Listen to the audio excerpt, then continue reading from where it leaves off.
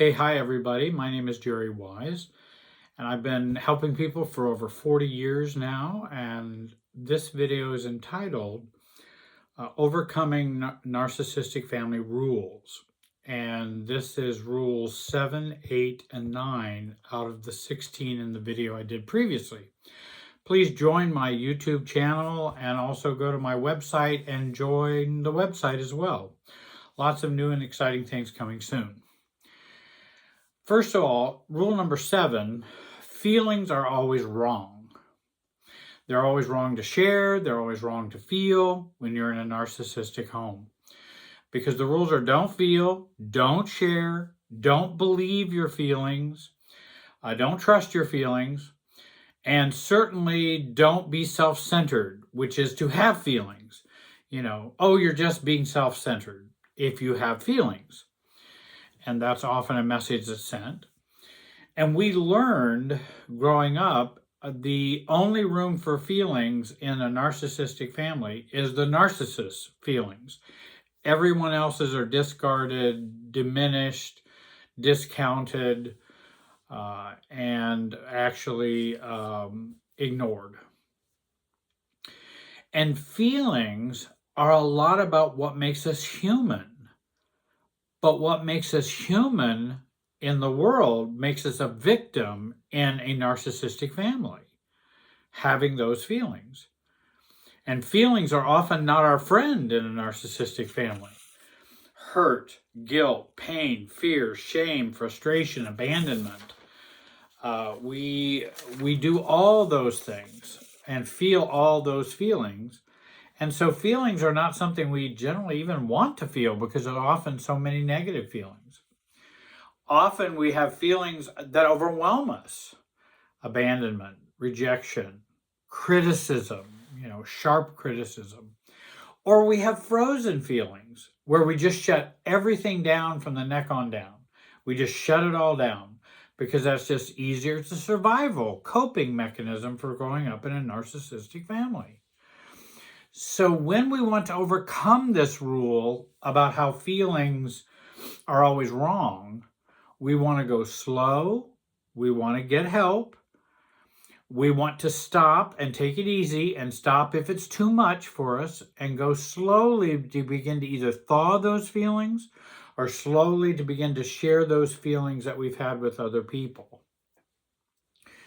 True feelings, our feelings, helps us navigate our world and informs our choices. Systems feelings, which we've been pumped full of in a narcissistic family, are a part of our past dysfunctional feelings. We're supposed to feel to keep us functioning and in place and making no change. In other words, we partake of that super self of the narcissistic family. And that keeps us in our role, that keeps us in our place. And those feelings are there so you won't challenge mom or challenge dad or challenge siblings or challenge the narcissist. And again, systems feelings are there to keep you in place. Certain guilt, certain shames, those are all there to make sure the functioning of the family remains as it should. I would recommend the book Permission to Feel by Mark Brackett, M-A-R-C, Brackett, B-R-A-K-E-T-T, I believe. And it's Permission to Feel. And I think that's a good primer to begin to learn how to identify and express your feelings. Rule number 8 is there's only one side of any argument is valid. Of any argument, only one side is valid. And of course, that's the side that the narcissist is on. That's the valid side. The narcissistic family is encased by the beliefs and values and emotions of the narcissist. And that's the super self that we partake of, that narcissistic super self. We don't have our self. We feed off of, and our emotional and thinking umbilical cord comes from this narcissistic super self, which we want to begin to change as in adulthood and in recovery. This is where learning and choosing otherness is important for our recovery. There's different sides to many different issues. And what is my side? What do I believe? And what do you believe? You are other, I am me. And it's okay for us to be other. In a narcissistic family, there is no other. There's only me, the narcissist, and there's only the narcissistic family. So there is no other and you. There's just the super self. People can believe whatever they want, and this is their belief, not mine.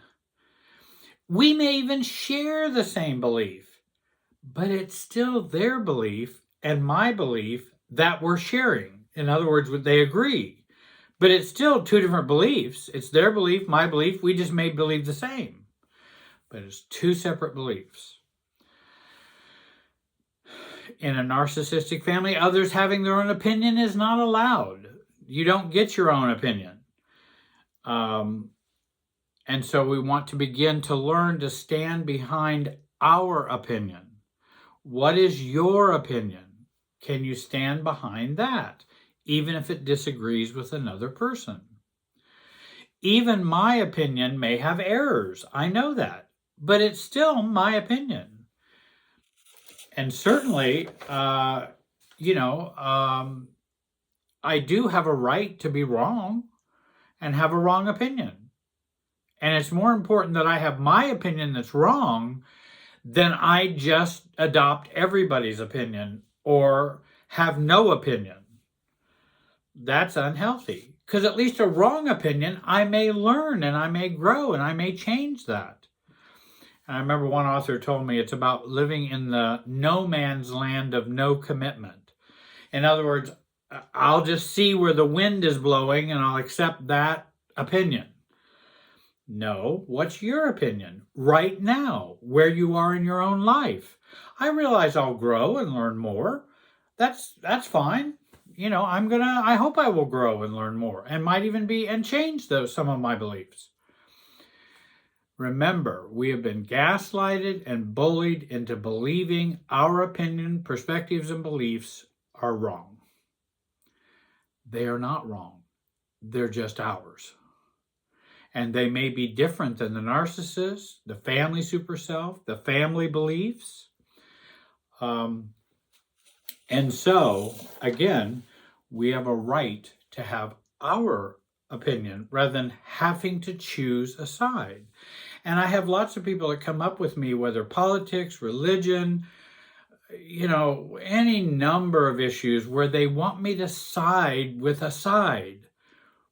Why do I have to do that? What if my side's more variant and gradient than that, or graded?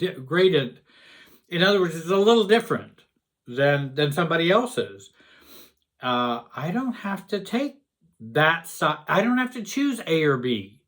Maybe I believe C. Maybe I believe K. Maybe I believe J.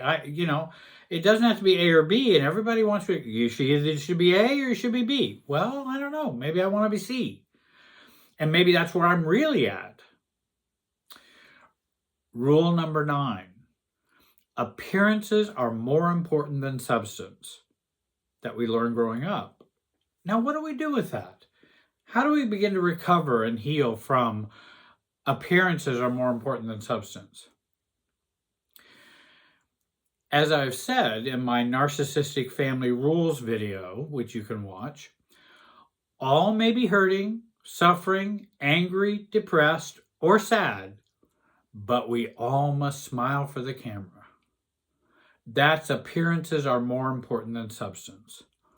And as many examples I've given about narcissistic families who've been so worried about what the community would think about them, they're not even thinking about their own children and what they've been through.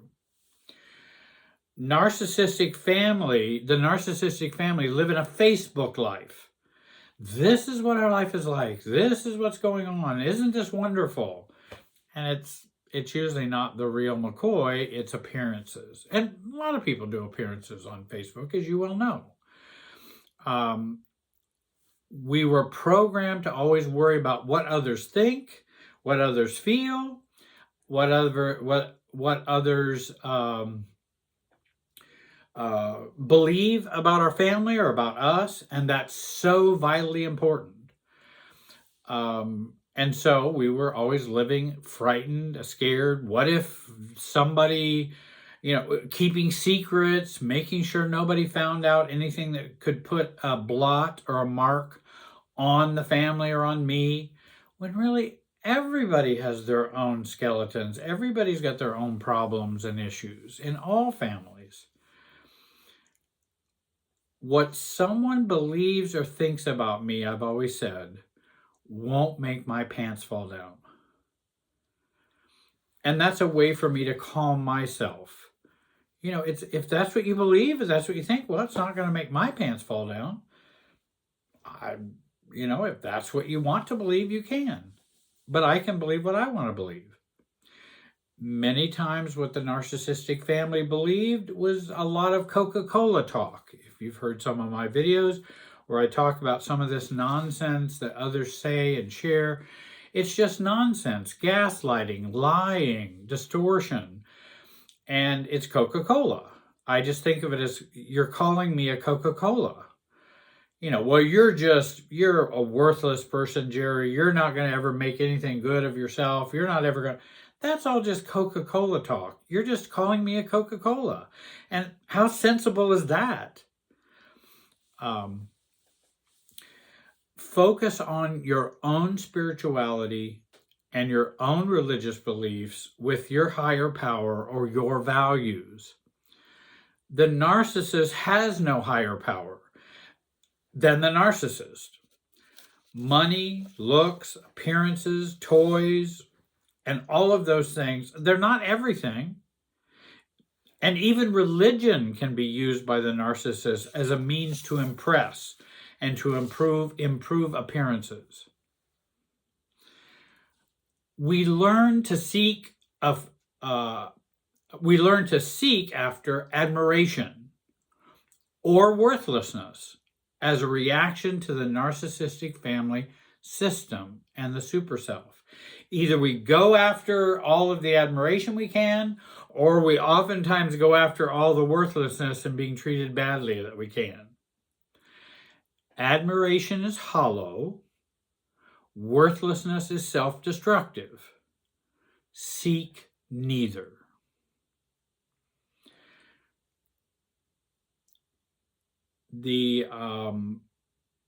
What we want to begin to ask ourselves is, what are my values when it comes to appearances? And what are those values? What do I believe? And even starting out one baby step at a time, what do I believe about a higher power? Or what do I believe about money, success, appearances? What's relationships? What do I believe about that? Because those may be very different than your family of origin and your narcissistic family values. And we want to pursue those so that we come to a place where appearances are not everything, but substance is important, not appearances. I want to thank you for watching today, and I hope you have a great day, and be wise.